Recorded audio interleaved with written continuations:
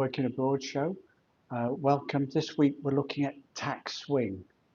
What is right when tax moves from one direction to another? You can always contact us at poetpartnership.com. We offer advice and guidance for expats living and working abroad, relocating overseas, or investing offshore. We're going to look at the potential negatives of the UK tax dystopia coming forward in 2026. We've got a budget potentially in the next couple of months, and what is that? What is the purpose? Where is the UK going with this? And that's what we want to look at today. Currently, a UK citizen under the law can become a non-resident and a non-tax resident. Um, uh, you can spend a lifetime building income and savings and capital in the UK for your retirement and for your family, and to be able to pass it down the generation. Post World War II, um, there were taxes and there was indexation of taxes and benefits. You could work hard with the business and savings to build wealth for you and your family down the generations. Uh, Post World War II, the UK had massive levels of government debt, which over the years, as Britain rebuilt its wealth after the Second World War, those debts were paid down. Um, Britain was still at its creative best in the 40s. George Orwell was producing classic novels like Animal Farm, which is a story of a farm where all the animals are equal, except that some are more equal. Uh, they were the pigs. And then in 1948, he wrote 1984. Uh, this is a novel that envisages a dystopian future where he imagined that in the future that a government would have be able to, the big brother government would always be watching you. Um, uh, for example, it's as if he imagined traffic cameras, facial recognition, ID cards, internet login, surveillance, or police checking social media entries, um, or restricting the freedom of choice you've got on your education as well, as well as taxing and owning your personal possessions and capital and income and pension funds. Um, but then the worm started to turn in the 60s. The Labour government introduced capital gains tax in the 60s, and in the Halloween budget of 2024, um, that was increased to by 80%, and the top rate is now 24% on your profits. Um, a profit, uh, any sort of capital gain, is fixed in the UK, so it's taxed in the UK. If it's a property that you realise investment from, then the capital gains is always taxed in the UK. There's no avoiding that. If it's an investment and you're a non-resident when you make the decision to sell the investment and remain non-resident for 5 years, then potentially it's not taxable. But Big Brother will keep an eye on you, and the tax is assessed even on investments as well as property for a capital gain, and the expat only gets exemption by deferment. The liability will be reattached to that person if they return to the UK too soon. Will this situation, will this exemption for expats living and working abroad, realising investment gains based in the UK, will that survive the next UK budget? It doesn't need to change, but if a government is in debt and it needs to raise funds, it could decide to lock your investments of a lifetime inside the prison island UK. It will be sold on the basis with the current government, it's not taxing working people, it's only taxing anybody wealthy enough to have more than 3,000 profit on their investments and savings of a lifetime. Bearing in mind that the personal allowance on capital gains was 12,300 3 years ago, and that allowance has already been reduced to 3,000. Uh, uh, but will the tax concession to expats remain?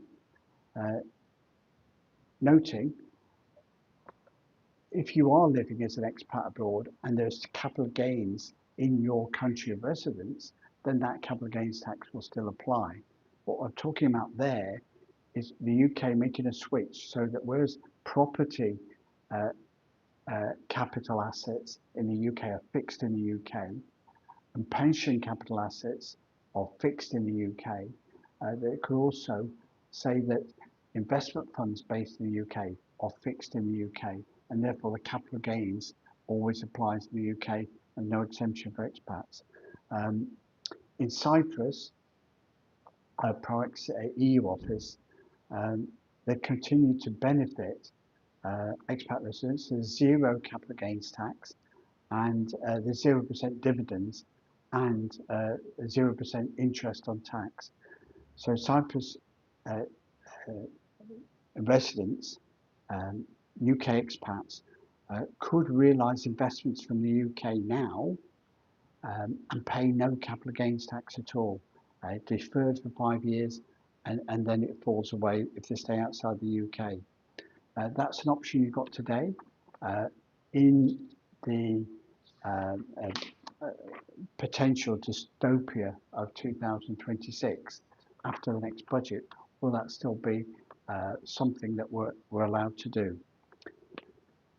For more information and guidance, contact us at proactpartnership.com. We offer a free consultant review and we can work through what the situation is, what the liability is, and whether you're motivated to do something about it. It just costs money to do tax planning. How much are you going to save? Contact us at proactpartnership.com. So having introduced capital gains tax and as a progressive tax in the 60s to increase in the rate of charge right through to now, we've now got uh, in the 1990s, 1986 actually, inheritance tax coming in, as a method to redistribute wealth. Now, there's always been death duties around for years and years, but they're all cobbled together under inheritance tax to redistribute wealth. Who to? The government. They're the one getting the 40% tax, not your family and not your children. So if you've got 4 children, you might think that you built a property, business, pension, investment portfolio that you'd like to leave to your children to redistribute the wealth among 4, 5, 6 children or 10 relatives. But you can't do that anymore because 40% of your wealth goes in inheritance tax when you die um, if you're a British domiciled citizen. Now, the good news is that domicile definition has changed slightly, but you can't get away from British domicile status for at least 10 years after leaving the UK.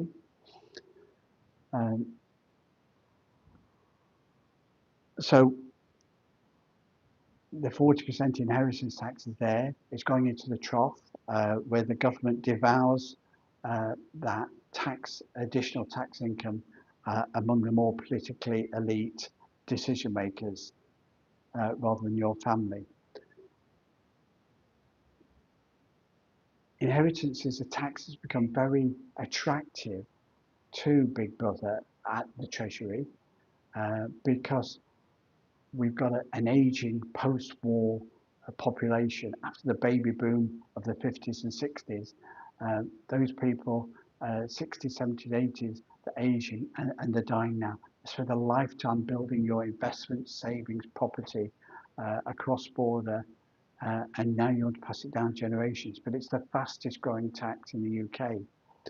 So in the Halloween budget of 2024, a year ago, they introduced and added pension funds to inheritance tax. So a pension fund is fixed in the UK. If you try and move it out, there's a fixed rate of tax that you'll pay on that. To transfer it offshore, the whole fund, 25%. However, if you're a tax resident abroad, and your pension is registered under a double taxation treaty to be taxed abroad, then you could pay the local tax. Now in the UK, if you wanted to save the 40% inheritance tax that's now been applied to your pension fund of, say, 1 million, you pay 45% income tax. If you were in Cyprus or another jurisdiction, but Cyprus specifically, on overseas pensions, it's a flat rate tax of 5%. So a Cyprus tax resident now could transfer his pension, could transfer his individual residency and tax residency to Cyprus, uh, and once he's done that, register the pension to draw the whole income for 5%. That's what you've been able to do for a few years. Now you've got the 40% inheritance tax with more of an incentive to consider enjoying a retirement abroad. Now, you can't necessarily do that in Spain or France because they've got high taxes. There's no inheritance tax in Cyprus. There's 5% flat rate tax on pensions, and there's no tax on dividends and interest. So relocating to Cyprus as an individual during your whole pension drawdown, you've got to be an individual tax resident here. But even so, you've got some flexibility on that because you're allowed a 3-month holiday here and a 3-month holiday there and a 3-month holiday somewhere else. As long as you spend more time in Cyprus in any tax year than anywhere else, then generally your tax status will survive. If you're interested in a free review, to consider how you could avoid legally the 40% tax hike on your pension fund, contact us at poetpartnership.com. It may change in the budget, we don't know, but if it does, they could potentially fix the pensions into the UK.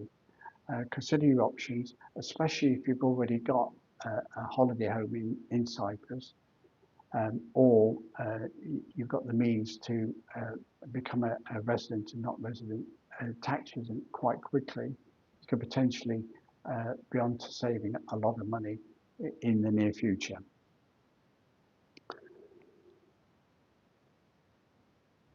What else is fixed? In the upcoming UK budget, it heralds a long winter ahead. We've got a far left tax and spend government in power, which has increased the UK government debt to post-World War II levels. Okay, so the public debt is now greater than World War II. Now the government needs to raise taxes, or it needs to raise money. A government can spend money from two sources. One, it taxes you, or secondly, it borrows. But to borrow, it needs to be certain, the financial markets need to know that they've got more money coming from elsewhere in the future. So if they're committed to not taxing working people's income, then they'll tax the wealthy, your investments, your capital, your pensions, to raise tax and raise their credit rating in the future. So how could Big Brother change the tax rules without taxing working people in the upcoming budget? How could things swing and what is right for them to do? By taxing the wealthy, you make everybody more equal, apart from the more equal ones in gold-plated government pensions and benefit packages. They're already okay. The changes that could include pension funds could be locked into the UK. So at the moment, you can have your pension income taxed in another country under double taxation rules. The upcoming implementation of inheritance tax on all pension funds has created a disbalance. So as we said earlier, you can transfer your individual residence and draw down the income at a much lower tax rate. That means that the UK government doesn't get its 40%. What they could do, for example, in Canada, All pensions are fixed in Canada. In the UK, government service pensions are fixed and taxed as income in the UK. The Prime Minister of Canada is a former British civil servant, Governor of the Bank of England, Mark Carney, working alongside former Attorney General Keir Starmer. And, so there's lessons to be learnt there. So the fear is that they could simplify and logically reason that their pension funds, the tax concessions of those, are being granted to people so that they pay income tax in retirement. So remove the ability for people to transfer the pensions offshore, tying you into 45% income tax or 45% tax on death duties. The could also consider removing capital gains tax for expats. What does that mean? At the moment, if you get capital gains tax on an investment in the UK and you're already non-resident, then it's assessed for capital gains in the UK, but the tax payment is deferred for 5 years as long as you show that you intend to remain outside the UK. So again, it would be an easy thing not to tax British tax resident taxpayers or working people in the UK, but to tax anybody who's wealthy enough to make more than £3,000 on their investments and not live in the UK at that time. So removing capital gains tax relief for expats could be a big change. If you make the changes before those rule changes, then potentially you can avoid getting caught under any new rules introduced in the November UK budget. The UK could introduce a flat rate tax on worldwide wealth. Again, that would be by claiming that you're taxing wealth. In theory, you're not taxing incomes of working people, even though it's the income that is saved over the years to create the wealth, it is deemed fair game to be able to tax that capital. Introducing a wealth tax, a flat rate tax, means that that's income you're taking off people in the economy, even for their capital assets. Even though they may not have any cash or income from that. So if you own £1 million property and there's a 1% wealth tax, you've got to find 1% of that 1 million to pay your tax bill each year in cash, not in property sales. You could also try to simplify property taxes. So this is a different approach, not to just tax the wealthy earning more than 3,000 profit on their investments, but it could be to juggle the property taxes. So at the moment in the UK, you've got stamp duties, you've got communal taxes, local authority taxes, and it's all a bit of a jumble. So what you could easily do is say, we're going to simplify that to make everyone's life more simple and introduce just a flat rate property tax. So everybody that lives in the UK in a house is paying a tax. And sure enough, it will mean that because it'll be equally distributed, everybody will pay more on that type of approach. So it'll save on stamp duties to encourage people to move, to save on potentially council taxes and the cost of collecting those council taxes, and allow the government to collect it centrally and distribute it more equally around the country. They could also introduce an extra flat rate income tax for those people who generate income from investments in property rentals rather than in other types of investment. So when you earn income, you get a personal allowance, and then you've got your property rental, and then you've got your income tax. But you also, with your income, have national insurance. So once you get over the 12,500 personal allowance, you're paying income tax and national insurance. If you're making investments and you're receiving dividends or interest, that then is also liable to additional taxes in it, which can be in addition or alongside those income taxes. With capital gains, you've got, so with property rental income, you've got the position where you could earn 12,500 as a property rental income, and then you pay income tax. So if you're an expat with a property rental in the UK, yes, you're paying income tax, but you're not paying national insurance. So you're paying less than a working person in the UK, and potentially at a basic rate, you're paying less than a high rate dividend tax. So property rental is quite a good little investment for expats. Find out more by talking to us. But what about if they decided to introduce a flat rate tax on top of that?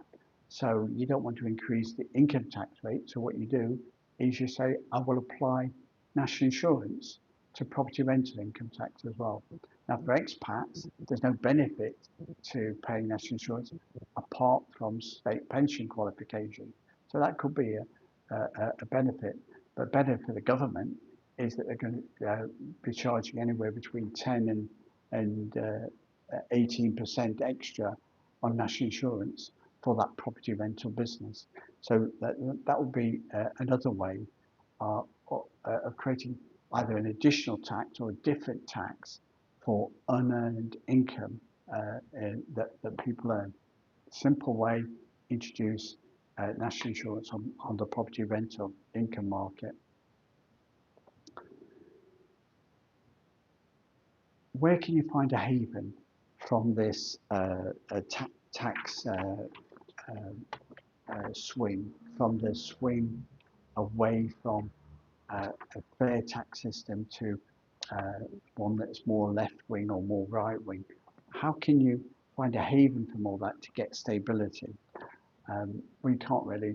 There's taxes paid everywhere, but you have to follow the rules.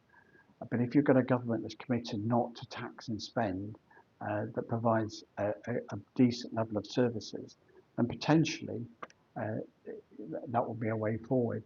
In Cyprus, they don't have a big brother demanding tax increases all the time. There's no capital gains tax on investments. There's no inheritance tax on any property investment or pension wealth around the world. Cyprus is tax compliant internationally as a destination for expats using the double taxation treaties between countries. And it protects a Cyprus tax resident from Big Brother back home. If you're a tax resident legally in that country and the double taxation treaty protects you to pay the tax in that country, you don't have to pay tax back in your home country. And don't forget, in Cyprus, for expats, 0% dividends, 0% interest, no capital gains, no inheritance tax. They're confirmed again, there are income taxes, but that's a different world that we live in. But pension tax is also a flat rate of 5%. So if you've got a part-time job earning 17,000 a year, and you've got a pension earning 17,000 a year, you can pay very, very little tax on that. Maximum 5% on the pension and no tax on the income. Proact, a tax saving experts. Contact us for a free review, advice and guidance on how to save a 40% tax liability on UK pensions, investments and property. Proact know how to benefit expats for years of experience, and we can show you how if you contact us at proactpartnership.com. Thanks a lot for listening. I've not seen any comments or questions, but thank you for listening today, everybody, and we'll see you again next time.